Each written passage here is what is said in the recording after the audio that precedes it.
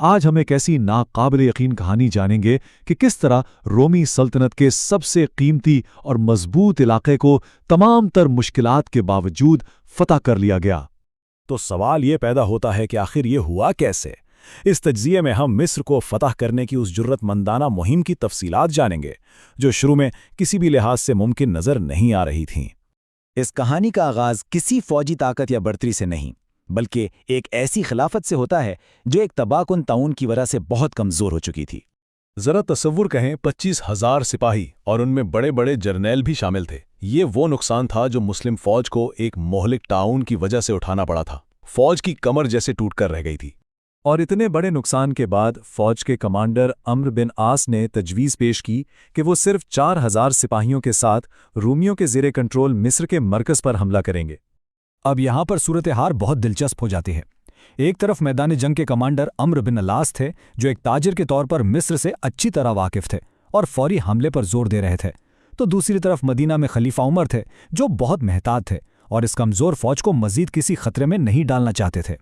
کافی بحث کے بعد خلیفہ عمر نے آخر کار اجازت تو دے دی، لیکن ہچکچاہٹ کے ساتھ، اور ساتھ ہی ایک بہت اہم شرط بھی لگا دی۔ یہی شرط اس کہانی کو ایک ایسے موڑ پر لے آئی جہاں سے واپسی ناممکن تھی، اور یہ اس پوری مہم کے سب سے فیصلہ کن لمحات میں سے ایک بن گیا۔ اجازت دینے کے بعد بھی خلیفہ عمر کا دل مطمئن نہیں تھا۔ انہوں نے دوبارہ غور کیا اور فوراً ایک قاصد کو ایک خط دے کر روانہ کیا جس میں عمرو کی فوج کو واپس آنے کا واضح حکم تھا۔ اب عمرو بن العاص ایک تجربہ کار جرنیل تھے۔ انہوں نے دور سے قاصد کو آتے دیکھا اور سمجھ گئے کہ خط میں کیا ہو سکتا ہے۔ انہوں نے ایک بڑی چالاکی سے خط وصول کرنے میں ہی تاخیر کر دی۔ انہوں نے اپنی فوج کو تیزی سے آگے بڑھنے کا حکم دیا اور سرحد پار کر لی۔ جب وہ مصر کی سرزمین میں داخل ہو گئے تب جا کر خلیفہ کا خط کھولا اور کہا، اب تو بہت دیر ہو چکی، ہمیں آگے ہی بڑھنا ہے۔ اس طرح انہوں نے اپنی چھوٹی سی فوج کو ایک ایسی مہم پر ڈال دیا جہاں سے واپسی کا کوئی راستہ نہیں تھا۔ اب جب فیصلہ ہو چکا تھا تو اس چھوٹی سی فوج نے مصر کے ان شہروں کی طرف پیش قدمی کی جن کے قلعے بہت مضبوط تھے۔ یہیں ان کا سب سے بڑا فوجی امتحان ہونا تھا۔ سب سے پہلے بیبیلون کے قلعے کا محاصرہ کیا گیا جو آج کل قاہرہ کے قریب ہے۔ یہ محاصرہ 1-2 نہیں بلکہ پورے 7 مہینے تک چلا اور کوئی کامیابی نہ مل سکی۔ پھر کمک پہنچنے کے بعد مسلمانوں نے ایک شاندار جنگی چال چلی، لیکن اس فتح کے باوجود بھی قلعہ بند شہر پر قبضہ نہ ہو سکا۔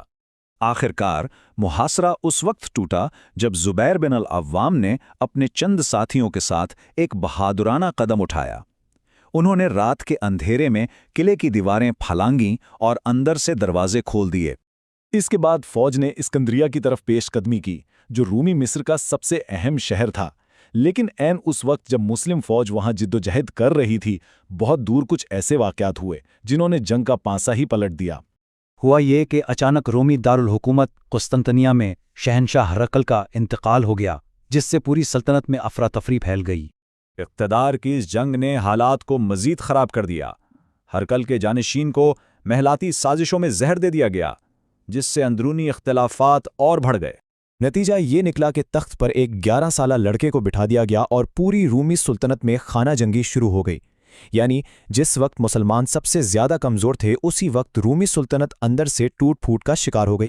اس موقع کو غنیمت جانتے ہوئے خلیفہ عمر نے ایک بہت پرجوش خط بھیجا جسے فوج کے سامنے بلند آواز میں پڑھا گیا۔ اس خط نے فوجیوں کے حوصلے پھر سے بلند کر دیے۔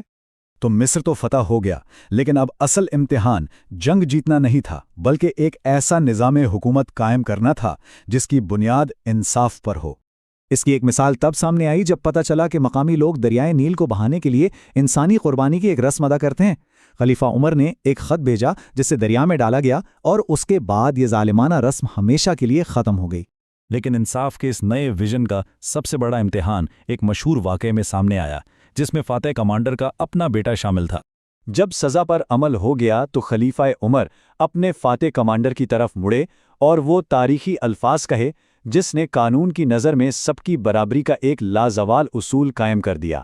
تو یہ کہانی ہمیں یہ سوچنے پر مجبور کرتی ہے کہ زمین فتح کر لینا ایک بات ہے، لیکن اصل کامیابی اور میراث انصاف قائم کرنے میں ہے، جو ایک لیڈر کی حقیقی پہچان ہوتی ہے۔